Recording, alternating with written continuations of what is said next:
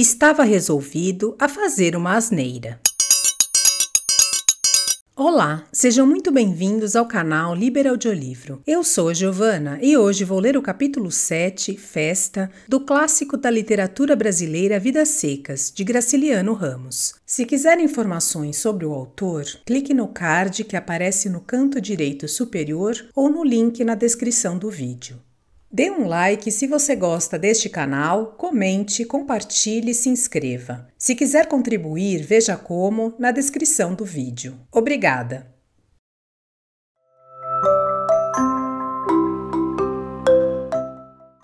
Fabiano, Sinhá Vitória e os meninos iam à festa de Natal na cidade.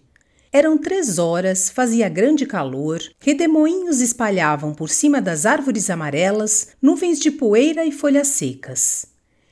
Tinham fechado a casa, atravessado o pátio, descido a ladeira e pesunhavam nos seixos como bois doentes dos cascos. Fabiano, apertado na roupa de brim branco feita por Sinhá Terta, com chapéu de baeta, colarinho, gravata, botinas de vaqueta e elástico, procurava erguer o espinhaço, o que ordinariamente não fazia. Sinhá Vitória, enfronhada no vestido vermelho de ramagens, equilibrava-se mal nos sapatos de salto enorme. Teimava em calçar-se como as moças da rua e dava topadas no caminho. Os meninos estreavam calça e paletó. Em casa, sempre usavam camisinhas de riscado ou andavam nus. Mas Fabiano tinha comprado 10 varas de pano branco na loja e incumbira Sinhá Terta de arranjar farpelas para ele e para os filhos. Sinhá Terta achara pouca a fazenda e Fabiano se mostrara desentendido, certo de que a velha pretendia furtar-lhe os retalhos. Em consequência, as roupas tinham saído curtas, estreitas e cheias de emendas. Fabiano tentava não perceber essas desvantagens. Marchava direito, a barriga para fora, as costas aprumadas, olhando a serra distante. De ordinário, olhava o chão, evitando as pedras, os tocos, os buracos e as cobras. A posição forçada cansou-o. E ao pisar a areia do rio, notou que assim não poderia vencer as 3 léguas que o separavam da cidade. Descalçou-se, meteu as meias no bolso, tirou o paletó, a gravata e o colarinho, roncou aliviado. Sinhá Vitória decidiu imitá-lo. Arrancou os sapatos e as meias que amarrou no lenço. Os meninos puseram as chinelinhas debaixo do braço e sentiram-se à vontade. A cachorra-baleia que vinha atrás incorporou-se ao grupo. Se ela tivesse chegado antes, provavelmente Fabiano a teria enxotado. E Baleia passaria a festa junto às cabras que sujavam o copiar. Mas com a gravata e o colarinho machucados no bolso, o paletó no ombro e as botinas enfiadas num pau, o vaqueiro achou-se perto dela e acolheu-a. Retomou a posição natural. Andou cambaio, a cabeça inclinada. Sinhá Vitória, os 2 meninos e Baleia acompanharam-no. A tarde foi comida facilmente e, ao cair da noite, estavam na beira do riacho, à entrada da rua. Aí Fabiano parou, sentou-se, lavou os pés duros, procurando retirar das gretas fundas o barro que lá havia.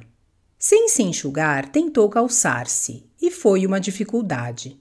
Os calcanhares das meias de algodão formaram bolos nos peitos dos pés e as botinas de vaqueta resistiram como virgens. Sinhá Vitória levantou a saia, sentou-se no chão e limpou-se também. Os 2 meninos entraram no riacho, esfregaram os pés, saíram, calçaram as chinelinhas e ficaram espiando os movimentos dos pais.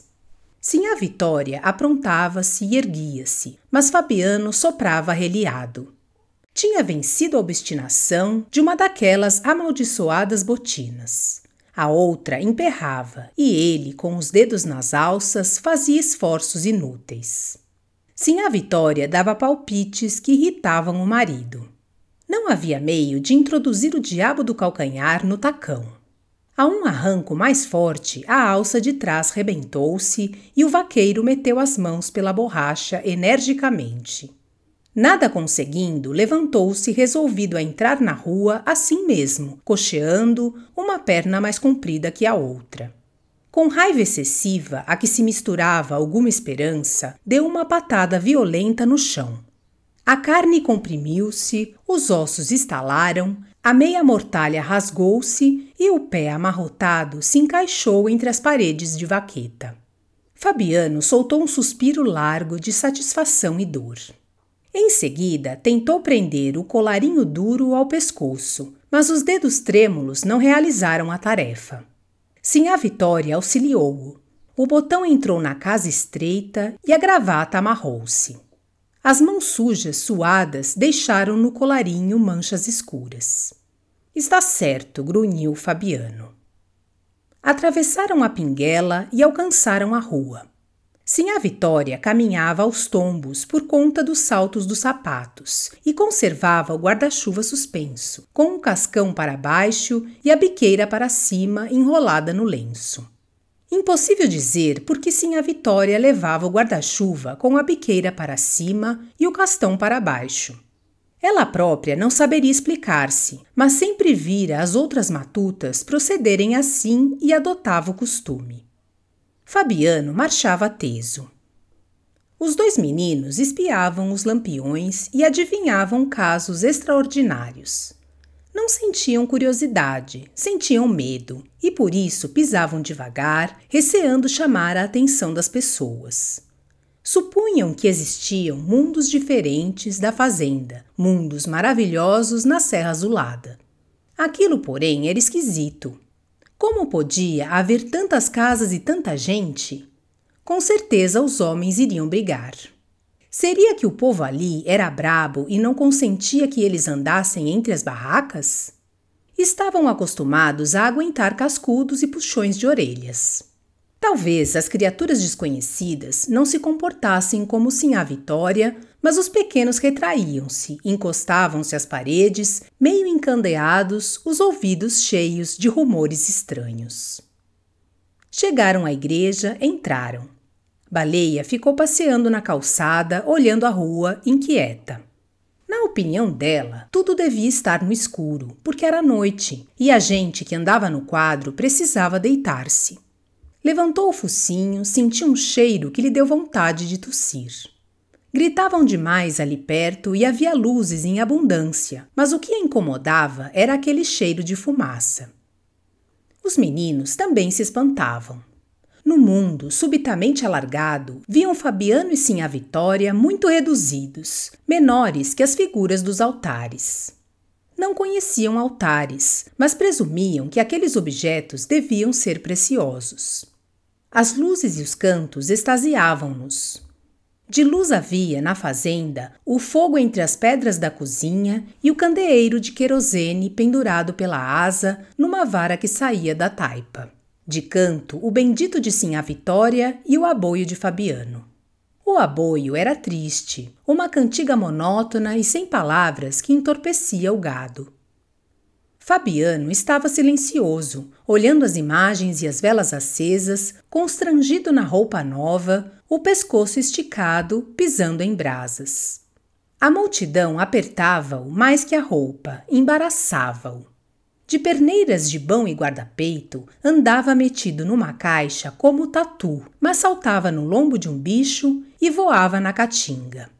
Agora não podia virar-se. Mãos e braços coçavam-lhe o corpo. Lembrou-se da surra que levara e da noite passada na cadeia. A sensação que experimentava não diferia muito da que tinha tido ao ser preso. Era como se as mãos e os braços da multidão fossem agarrá-lo, subjugá-lo, espremê-lo num canto de parede. Olhou as caras em redor.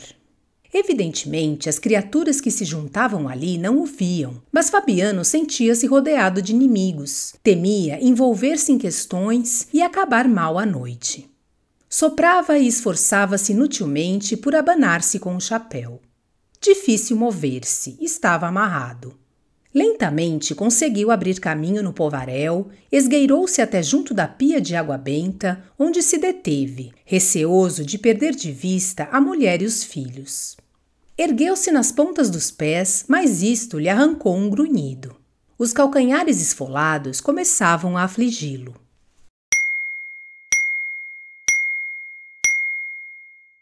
Distinguiu o cocó de Sinhá Vitória que se escondia atrás de uma coluna. Provavelmente os meninos estavam com ela. A igreja cada vez mais se enchia. Para avistar a cabeça da mulher, Fabiano precisava estirar-se e voltar o rosto. E o colarinho furava-lhe o pescoço. As botinas e o colarinho eram indispensáveis. Não poderia assistir à novena calçado em alpercatas, a camisa de algodão aberta, mostrando o peito cabeludo. Seria desrespeito. Como tinha religião, entrava na igreja uma vez por ano. E sempre vira, desde que se entendera, roupas de festa assim. Calça e paletó engomados, botinas de elástico, chapéu de baeta, colarinho e gravata. Não se arriscaria a prejudicar a tradição, embora sofresse com ela. Supunha cumprir um dever, tentava aprumar-se. Mas a disposição esmorecia. O espinhaço vergava naturalmente, os braços mexiam-se desengonçados. Comparando-se aos tipos da cidade, Fabiano reconhecia-se inferior. Por isso desconfiava que os outros mangavam dele. Fazia-se carrancudo e evitava conversas. Só lhe falavam com o fim de tirar-lhe qualquer coisa. Os negociantes furtavam na medida, no preço e na conta. O patrão realizava com pena e tinta cálculos incompreensíveis.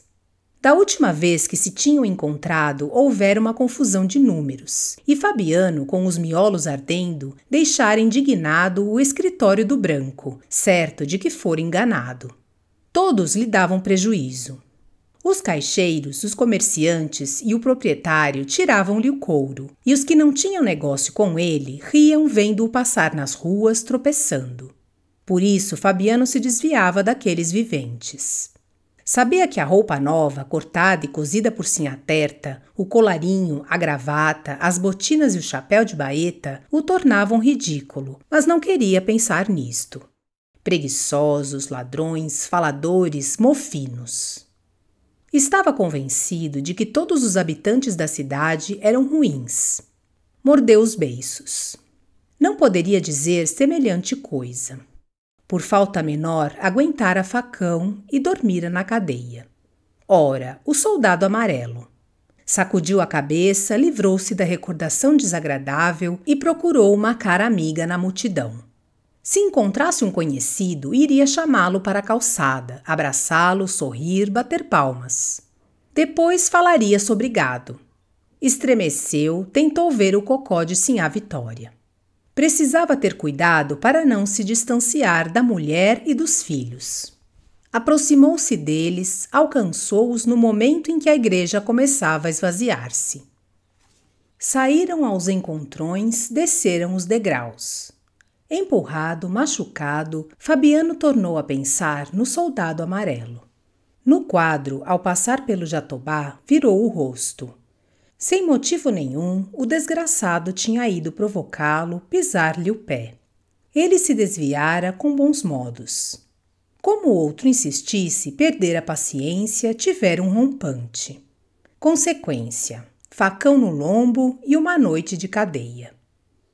Convidou a mulher e os filhos para os cavalinhos, arrumou-os, distraiu-se um pouco vendo-os rodar. Em seguida, encaminhou-os às barracas de jogo. Coçou-se, puxou o lenço, desatou-o, contou o dinheiro com a tentação de arriscá-lo no bozó. Se fosse feliz, poderia comprar a cama de couro cru, o sonho de Sinhá Vitória. Foi beber cachaça numa tolda, voltou, pôs-se a rondar indeciso, pedindo com os olhos a opinião da mulher. Sinhá Vitória fez um gesto de reprovação e Fabiano retirou-se, lembrando-se do jogo que tivera em casa de seu Inácio com o soldado amarelo. Fora roubado, com certeza fora roubado. Avizinhou-se da tolda e bebeu mais cachaça. Pouco a pouco ficou sem vergonha. Festa é festa. Bebeu ainda uma vez e impertigou-se, olhou as pessoas desafiando-as. Estava resolvido a fazer uma asneira. Se topasse o soldado amarelo, esbodegava-se com ele. Andou entre as barracas emproado, atirando coices no chão, insensível às esfoladuras dos pés. Queria era desgraçar-se, dar um pano de amostra àquele safado. Não ligava importância à mulher e aos filhos que o seguiam. Apareça um homem, berrou. No barulho que enchia a praça, ninguém notou a provocação. E Fabiano foi esconder-se por detrás das barracas para lá dos tabuleiros de doces. Estava disposto a esbagaçar-se, mas havia nele um resto de prudência. Ali pôde irritar-se, dirigir ameaças e desaforos a inimigos invisíveis. Impelido por forças opostas, expunha-se e acautelava-se. Sabia que aquela explosão era perigosa. Temia que o soldado amarelo surgisse de repente, viesse plantar-lhe no pé a reiúna. O soldado amarelo, falto de substância, ganhava fumaça na companhia dos parceiros. Era bom evitá-lo. Mas a lembrança dele tornava-se às vezes horrível. E Fabiano estava tirando uma desforra. Estimulado pela cachaça, fortalecia-se. Cadê o valente? Quem é que tem coragem de dizer que eu sou feio? Apareça um homem. Lançava o desafio numa fala atrapalhada com o vago receio de ser ouvido. Ninguém apareceu. E Fabiano roncou alto, gritou que eram todos uns frouxos, uns capados sim senhor. Depois de muitos berros, supôs que havia ali perto homens escondidos com medo dele. Insultou-os. Cambada de... Parou agoniado, suando frio, a boca cheia de água, sem atinar com a palavra. Cambada de quê? Tinha o nome debaixo da língua. E a língua engrossava, perra, Fabiano cuspia, fixava na mulher e nos filhos uns olhos vidrados. Recuou alguns passos, entrou a engulhar. Em seguida, aproximou-se novamente das luzes, capengando, foi sentar-se na calçada de uma loja. Estava desanimado, bambo. O entusiasmo arrefecera. Cambada de quê? Repetia a pergunta sem saber o que procurava. Olhou de perto a cara da mulher, não conseguiu distinguir-lhe os traços. Sinhá Vitória perceberia a atrapalhação dele. Havia ali outros matutos conversando, e Fabiano enjoou-os. Se não estivesse tão ansiado, arrotando, suando, brigaria com eles. A interrogação que lhe aperreava o espírito confuso juntou-se à ideia de que aquelas pessoas não tinham o direito de sentar-se na calçada. Queria que o deixassem com a mulher, os filhos e a cachorrinha. Cambada de quê? Soltou um grito áspero, bateu palmas. Cambada de cachorros! Descoberta a expressão teimosa, alegrou-se. Cambada de cachorros! Evidentemente, os matutos como ele não passavam de cachorros. Procurou com as mãos a mulher e os filhos. Certificou-se de que eles estavam acomodados. Uma contração violenta no pescoço entortou-lhe o rosto, a boca encheu-se novamente de saliva. Pôs-se a cuspir. Serenou, respirou com força, passou os dedos por um fio de baba que lhe pendia do beiço. Estava era tonto, com uma zoada infeliz nos ouvidos. Ia jurar que mostrara valentia e correra perigo. Achava ao mesmo tempo que havia cometido uma falta. Agora estava pesado e com sono. Enquanto andara fazendo espalhafato, a cabeça cheia de aguardente, desprezara as esfoladuras dos pés. Mas esfriava, e as botinas de vaqueta magoavam-no em demasia. Arrancou-as, tirou as meias, libertou-se do colarinho, da gravata e do paletó, enrolou tudo, fez um travesseiro, estirou-se no cimento, puxou para os olhos o chapéu de baeta e adormeceu com o estômago embrulhado. Sinhá Vitória achava-se em dificuldade. Torcia-se para satisfazer uma precisão e não sabia como se desembaraçar. Podia esconder-se no fundo do quadro, por detrás das barracas, para lá dos tamboretes das doceiras. Ergueu-se meio decidida, tornou a acocorar-se. Abandonar os meninos, o marido naquele estado? Apertou-se e observou os quatro cantos com desespero, que a precisão era grande. Escapuliu-se disfarçadamente, chegou à esquina da loja onde havia um magote de mulheres agachadas. e, olhando as frontarias das casas e as lanternas de papel, molhou o chão e os pés das outras matutas. Arrastou-se para junto da família, tirou do bolso o cachimbo de barro, atochou-o, acendeu-o, largou algumas baforadas longas de satisfação. Livre da necessidade, viu com interesse o formigueiro que circulava na praça, a mesa do leilão, as listas luminosas dos foguetes. Realmente a vida não era má. Pensou com um arrepio na seca, na viagem medonha que fizera em caminhos abrasados, vendo ossos e garranchos. Afastou a lembrança ruim, atentou naquelas belezas. O burburinho da multidão era doce, o realejo fanhoso dos cavalinhos não descansava. Para a vida ser boa, só faltava assim à Vitória uma cama igual à de seu Tomás da Bolandeira. Suspirou, pensando na cama de varas em que dormia. Ficou ali de cócoras, cachimbando, os olhos e os ouvidos muito abertos para não perder a festa. Os meninos trocavam impressões cochichando, aflitos com o desaparecimento da cachorra. Puxaram a manga da mãe. Que fim teria levado Baleia? Sinhá Vitória levantou o braço num gesto mole e indicou vagamente 2 pontos cardeais com o canudo do cachimbo.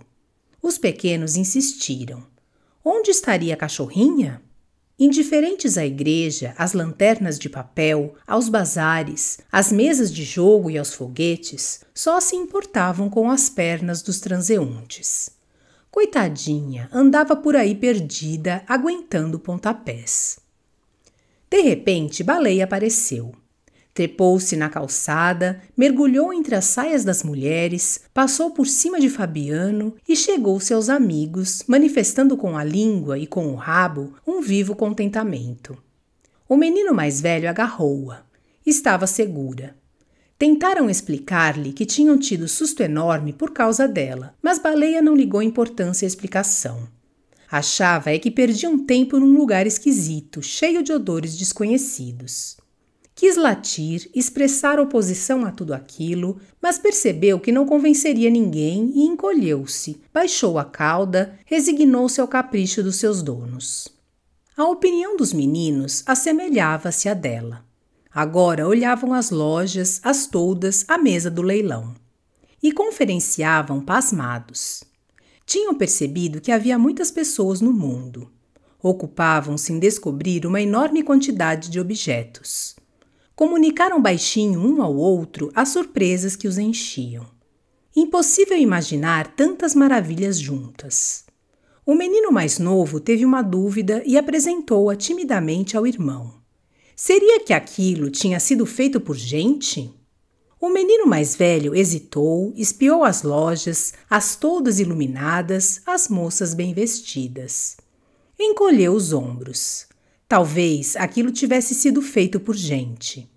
Nova dificuldade chegou-lhe ao espírito, soprou-a no ouvido do irmão. Provavelmente aquelas coisas tinham nomes. O menino mais novo interrogou-o com os olhos. Sim, com certeza as preciosidades que se exibiam nos altares da igreja e nas prateleiras das lojas tinham nomes. Puseram-se a discutir a questão intricada. Como podiam os homens guardar tantas palavras? Era impossível, ninguém conservaria tão grande soma de conhecimentos. Livres dos nomes, as coisas ficavam distantes, misteriosas. Não tinham sido feitas por gente. E os indivíduos que mexiam nelas cometiam imprudência. Vistas de longe eram bonitas. Admirados e medrosos, falavam baixo para não desencadear as forças estranhas que elas porventura encerrassem. Baleia cochilava, de quando em quando balançava a cabeça e franzia o focinho. A cidade se enchera de suores que a desconcertavam. Sinhá Vitória enxergava, através das barracas, a cama de seu Tomás da Bolandeira, uma cama de verdade. Fabiano roncava de papo para cima, as abas do chapéu cobrindo-lhe os olhos, o quengo sobre as botinas de vaqueta. Sonhava agoniado e Baleia percebia nele um cheiro que o tornava irreconhecível. Fabiano se agitava soprando. Muitos soldados amarelos tinham aparecido, pisavam-lhe os pés com enormes reiúnas e ameaçavam-no com facões terríveis. Desejo que tenham gostado desta parte do clássico Vidas Secas de Graciliano Ramos. Obrigada por sua companhia e até a próxima!